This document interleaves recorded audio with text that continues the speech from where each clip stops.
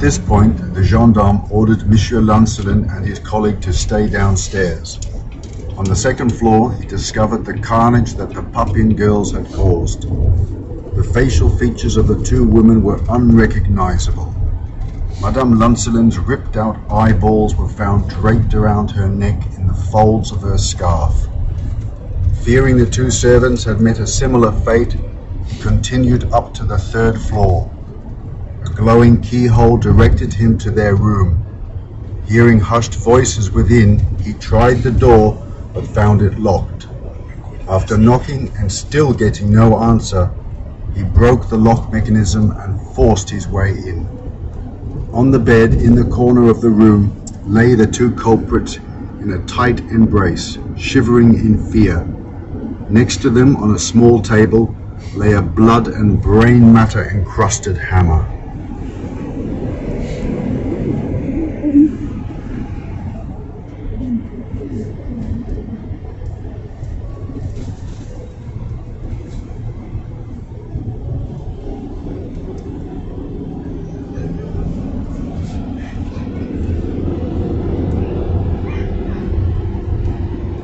The sisters immediately confessed to the killings, but claimed self-defense. They were arrested and charged with murder. Amazingly, there was a lot of public sympathy for the two young women, not only amongst the populace in general, but also from the intellectual giants of the day, including Jean-Paul Sartre, Simone de Beauvoir, and Jean Genet, who believed it to be a sign of class struggles between the rich and the very poor. Their appointed lawyer pleaded insanity on their behalf. Christine and Leah certainly looked the part, making no eye contact and staring straight ahead as if in a daze. They protected each other and wouldn't implicate one another. Both confessed sole responsibility for the crime.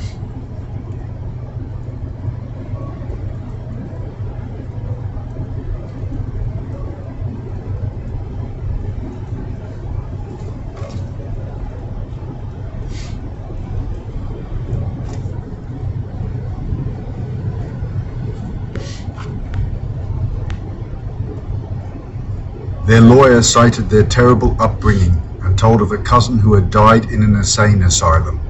Also their grandfather who was prone to violent fits of rage, plus an uncle who had committed suicide as evidence of hereditary disposition towards insanity.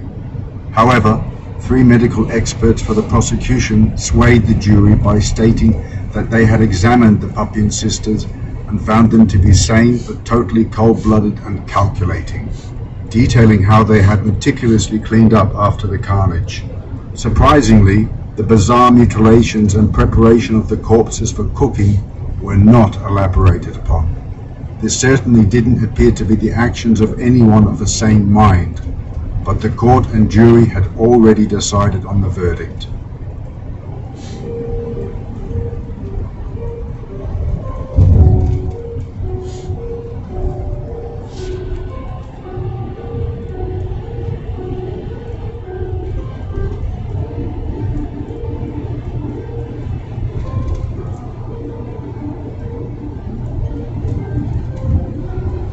The sentence was handed down. The court showed compassion for Leah, who they believed was under the power of her older sister. She was given 10 years hard labor. Christine was sentenced to death by guillotine, which was to take place on the 30th of September 1933 in the public square at Le Mans. During their confinement, the sisters were kept separated. Christine's mental health deteriorated rapidly because of this, and she repeatedly begged to see Leah. She had violent fits, refused to eat, and attempted to tear her own eyes out, after which she was placed in a straitjacket. Finally, the warden relented and allowed the sisters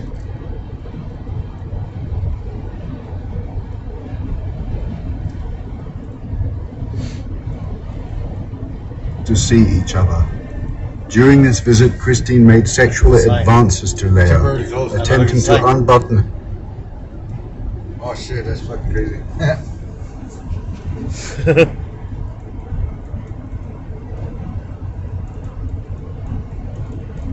Her blouse and repeating, "Say yes, please." That was crazy, huh?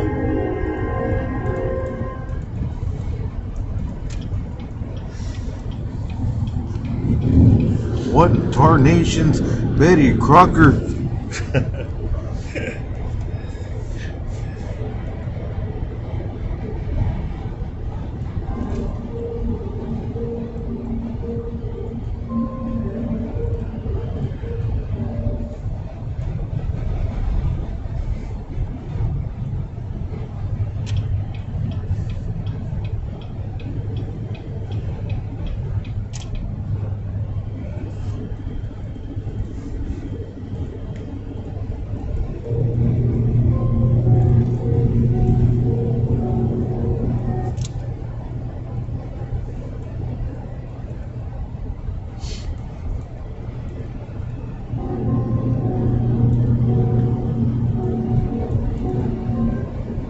On January the 22nd, 1934, President Albert Lebrun issued a stay of execution for Christie.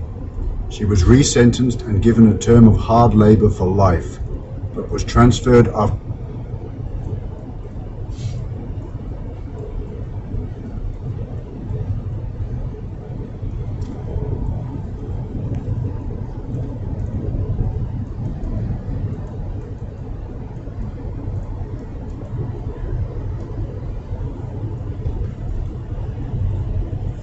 only a few years to an insane asylum in Rennes. She had written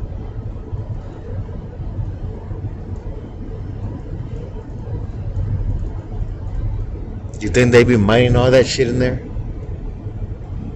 Oh yeah. Somebody gotta find that Aztec gold.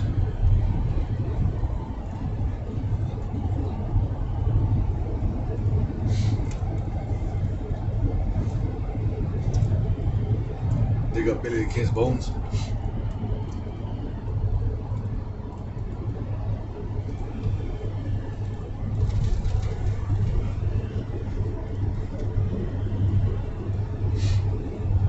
A letter pleading to be with Leia. This wish was not granted. She then refused to eat and wasted quickly away. The Campitos. Yep.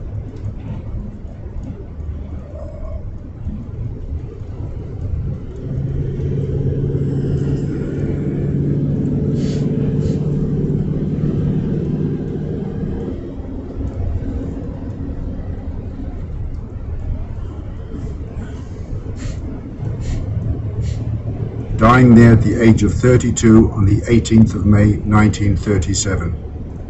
Leia was released from prison on grounds of good behavior after she had served 8. I hate this shit.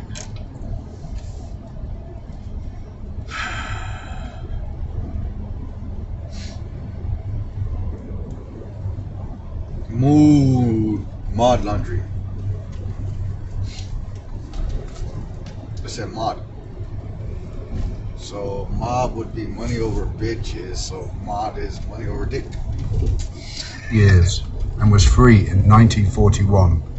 She went to live with her mother in Nantes and got a job as a hotel maid under an assumed name. There is no exact date when she died, but there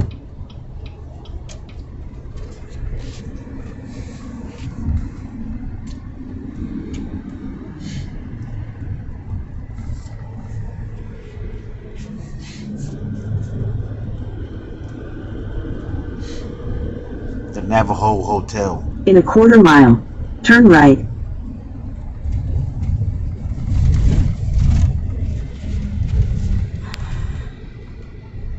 Oh, you puta. Oh, bitch. Look. The Door Christian Fellowship. Hey everyone, Greg back with another True Crime AHS. Take the next right onto US 491 North. Well, if you motherfucker get out of my fucking way, I will.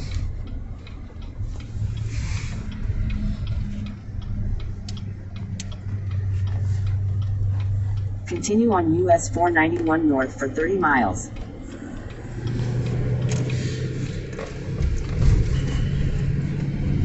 Yeah, I can't be behind these two motherfuckers just because they got trailers on. They're going slow as fuck.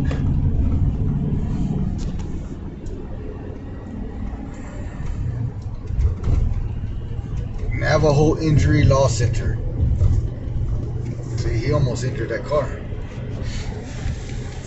Shit, they'd be injuring themselves over here. Hey, what are you talking about? These are the best motherfucking people in the damn world. Oh, stupid motherfucker. Chanda pinche oro. He looked like a white Navajo. Yeah.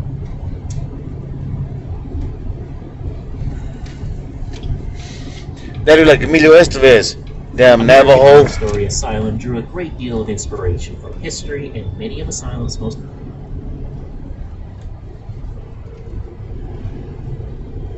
Oh, like Lou Diamond Phillips, huh? That was a Navajo, huh? Yeah. Wrong character.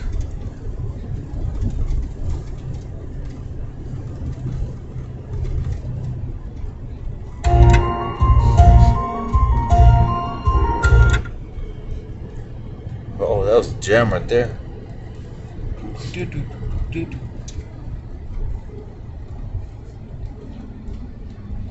Uh-oh. Fucking chip police officer. It's a Navajo police. Because he must be the hoe. Navajo, Navajo.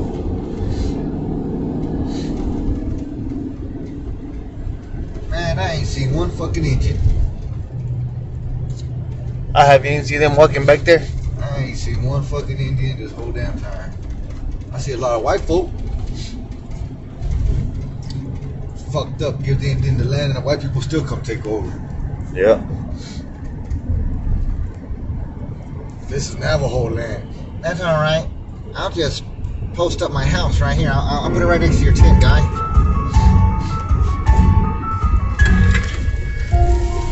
Did you see that orange Gran Torino? No. I'm trying to see if this motherfucker. Oh, that's the jam right there. Hija. Hija, tu perra, verga, puta, verga. It's the sound of the bound of the semi-automatic ground. Wanna fuck around and try to call me a clown.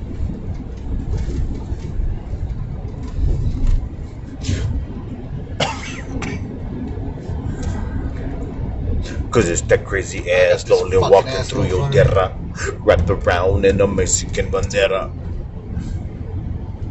Tanya Cash grew up. Man, I got fucking service, you cocksucker. That's because you wasted my fucking internet. That's why I'm doing that shit. I don't know what the fuck you talking What about. the fuck I'm talking about? Then on your hotspot. I got my own internet. Then on your hotspot. I got my own Then internet. on your hotspot. Now my shit don't fucking work. Oh, what the hell ever. Don't blame it on me. I'm blaming it on you. Blame it on the payment. Blame it on the payment. No, payment fucking made, nigga. And matter of fact, not to the 14th, nigga. Up in Elizabeth, Pennsylvania. She lived with her father and her stepmother. Oh, I was like, what the fuck? We're in Pennsylvania? Damn, we went the wrong way. Alright. 1996, she was 14 years old and studied at Cornell Middle School. A 37-year-old security guard at the school named Thomas Hose would Thomas Hose. befriend Tanya. Thomas would often take her out of her classes to talk to her. One day, when he caught her skipping classes, he kissed her. As their relationship grew, Thomas would convince Tanya to run away from her home and come live with him. On February 10th, 1996, Tanya gathered her belongings and left her home. Her parents thought she had just run away, like she had done in the past, and didn't report her missing until a week later, when she still hadn't returned home. Due to her history of running away, the police would eventually give up the search after just a few days. 10 years later, in 2006, a 24-year-old woman named Nikki Allen walked into a grocery store and told the owner that her name was Tanya Cash, and she was being held captive at the hands of Thomas Hose, and had been since she was a teenager. The police arrested Thomas. After escaping and coming home, Tanya wrote a book about her experiences called Memoir of a Milk Carton Kid, the Tanya Nicole Cash story. In the book, she wrote about her trying ordeal. In the beginning, as Thomas lived with his parents, Tanya was kept in his bedroom on the second floor. Thomas went to great lengths to keep Tanya hidden. She wasn't allowed to leave the bedroom and had to go to the toilet in a bucket. Most of the time, she ate only peanut butter and jelly sandwiches, along with a banana and